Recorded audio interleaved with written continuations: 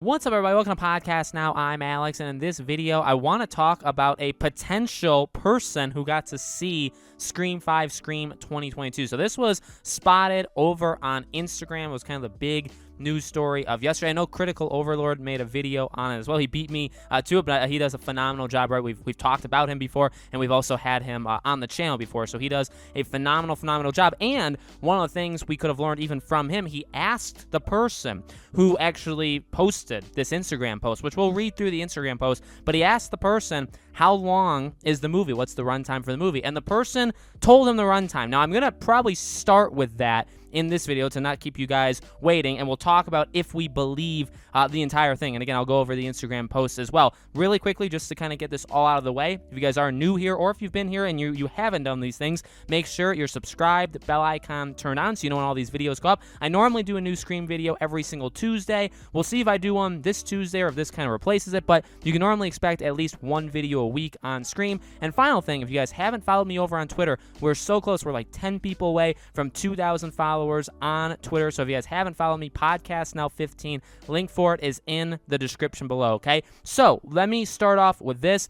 Critical Overlord said he asked the person who posted this Instagram post, how long? And the guy said 2.5 hours. Now, when I hear that, I either think one of two things. Number one, that's going to be the flat-out lie there. Or that, I mean, not even just a flat-out lie. That is going to be the make-or-break thing of whether I believe this Instagram post. Now, before people kind of come at my throat in the comments or anything like that, let me say this. If it was a screening where a lot of different cuts were still in this, it wasn't edited all the way, which is, by the way, what this post will say some of these things. Again, we'll read the post in just a second. They say that the music isn't added, all of this different stuff. So it's a very raw cut of the film. So if they're literally watching basically all the things they have filmed for Scream 5, I would expect it to come in very heavy in terms of runtime. In fact, if you were to do that with any movie, I would expect an initial screening. If you say, okay, just show me everything you got, put it all together. It could be very rough. It could be very, just not well presented. Just show us everything. And if you do that, I would expect that runtime to be significantly longer than the base movie. So I'm not saying what to believe. I truly and honestly, I want you guys to make always your own, thoughts. I don't want you guys to just, go off of me, right? You can agree with me or not agree with me, but I want you to form your own opinion. So to me, it does raise somewhat of a flag. I wouldn't say it's a red flag, right? I wouldn't say that I'm immediately not believing this guy.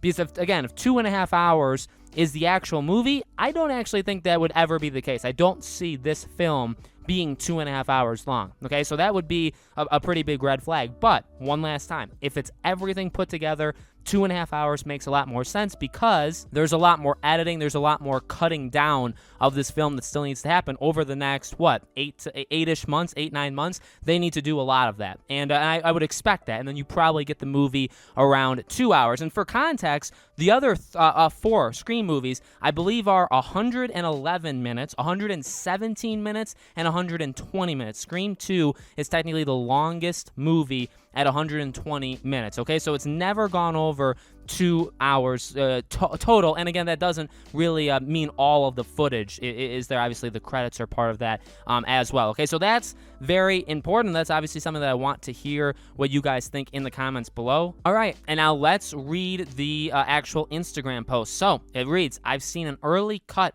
of Scream 2022. Oh, and by the way, let me say this. While I know Critical Overlord did a video, because I've gotten this before with different topics I've done, not Scream, so I just want to make sure we're all clear. I watched the part of the video where he said the runtime. So I don't know what he said about this. I hope we're not saying the exact same thing about this, just so people don't think like, oh, I'm stealing his stuff. That's absolutely not the case. You can think that if you want, but you would be wrong, okay? So I just don't want to spread any false things going on about me. So I've seen an early cut of Scream 2022. Matt and Tyler screened their first rough cut. See, there's the word rough, right? For the studio recently, and I was present. Approximately 25 people were in the room. Hopefully, they were following certain guidelines and protocols. I'm not risking doxing myself, so please don't ask who, when, where, why, or how. Okay, that's fair. It's very swear word good, even though there's still work to be done. More edits, ADR, grading, etc. The studio notes were minor, and there won't be reshoots. fair because the reshoot should have already happened. Some fantastic kills, 2 particularly unnerving chase sequences, really strong characters. There's one bait and switch scene that I heard multiple people gasp at, including myself.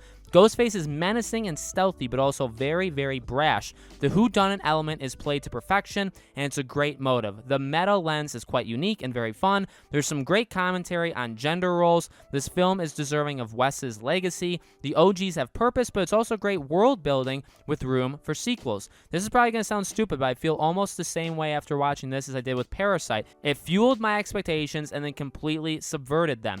This really has the potential to reboot slashers, just as the original did. It's innovative and will have people talking. I will also say that 95% of the quote-unquote spoilers I've seen floating around here are dummy. When are you blanks going to learn? This is my story. I make the blank rules. Okay, so that's the entire thing. Now, again, I want to kind of break this up into parts. So let's start with that first part, and we'll kind of go through it as fast as we can. So they showed their rough cut, 25 people. Now, again, like some of this stuff, you have to take it with a grain of salt. Maybe I should have said that like the first 20 seconds, but just because I'm reporting on this, and also don't, I guess, again, twist how I'm seeing it or how I'm talking about it, I don't 100% believe this either, because there are some things that don't sound 100% right, or, I mean, he could easily be making all of this stuff up. We don't fully know, and so it's really impossible to say, like, oh, yeah, this is 100% true, unless we have other people. I mean, there were 25 people in that room, he says, so unless we have other people coming out,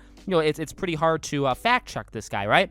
And he says, obviously, again, very good with a lot more stuff that the studio, or that they still need to do with the movie. The studio notes were minor, and there won't be reshoots. Again, that's a little odd. I mean, movies can sometimes do more than one reshoot, but it's pretty rare and probably a sign of a disaster. So hopefully, that doesn't really make sense to me. But again, maybe I'm just not a movie buff enough. Some fantastic kills, awesome. 2 unnerving chase sequences, awesome. The chase sequences of Screams are always really, really good, I think.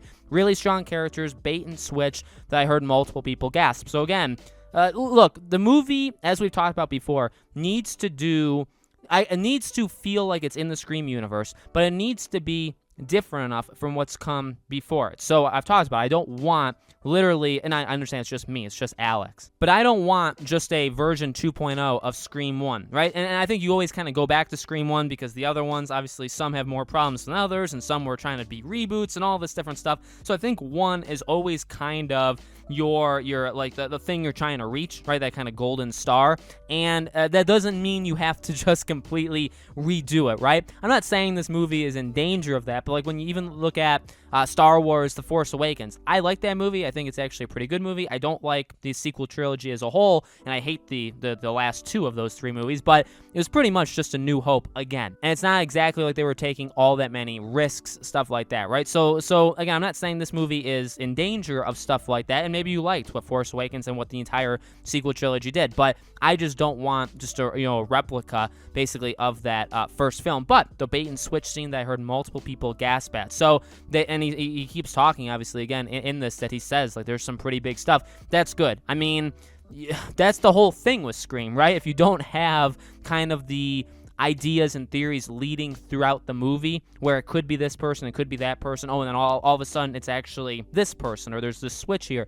If you don't have that, it really isn't, you know what I mean? It's hard to say it's not a Scream movie, right? Because what makes a Scream movie, but ultimately, if you have it be too obvious, that's definitely, I think, going to let people down. So again, hopefully this guy is right, because those are all good signs. Ghostface is menacing and stealthy, but also brash. So that's cool too. I mean, Ghostface, I've always loved Ghostface. I think they've always done Ghostface relatively well through all 4 films. I'm excited to see how they do it in this one. There's not much more you could say to it, at least right now, than that. The meta lens is quite unique. Hopefully, I mean, this is, again, like a soft reboot of an original. I mean, there's a lot of things going on. They could be very self-referential with themselves, and it could be, I would say, pretty darn funny, or like a nice kind of chuckle to us watching it. Again, the film is deserving of Wes's legacy. Awesome. The OGs have purpose, but it's also great world building with room for sequels. So again, all that really tells me is the other characters are going to be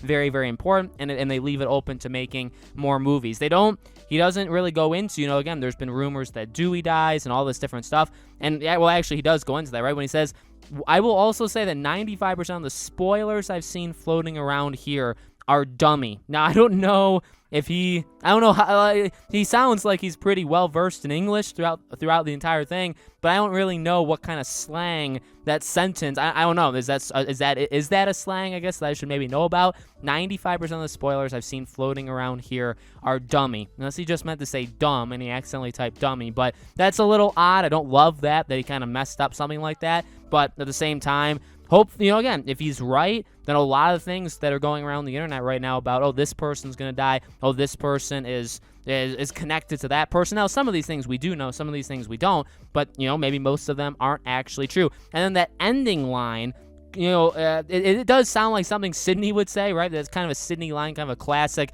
ending of a movie, Sidney line, you know what I mean? At the same time, it could be a Ghostface thing, like a taunting kind of thing throughout the movie when he or she kind of has the upper hand on things. So very interesting. I would say, again, there's multiple parts of this overall, but I'm hoping he's right. In some ways, I'm actually hoping in some parts of this are wrong and some parts are right, because I don't, again, like I do love most of what he was saying out there, but if he's right about the most things online are not actually real, the spoilers online aren't real, then that definitely people have been wrong quite often, and all these people that say they know what they're talking about. So we'll have to keep our eyes open. As always, let me know, guys, in the comments below, what do you think about any part of this? Firstly, I guess, do you believe it or not? And then go crazy with the different parts of it. As always, make sure you guys are subscribed, bell icon turned on. Again, if you guys want to follow me over on Twitter, PodcastNow15 is my Twitter handle. Would love to have you guys over there. Again, new Scream video every single week. If I don't do one this Tuesday, there will be one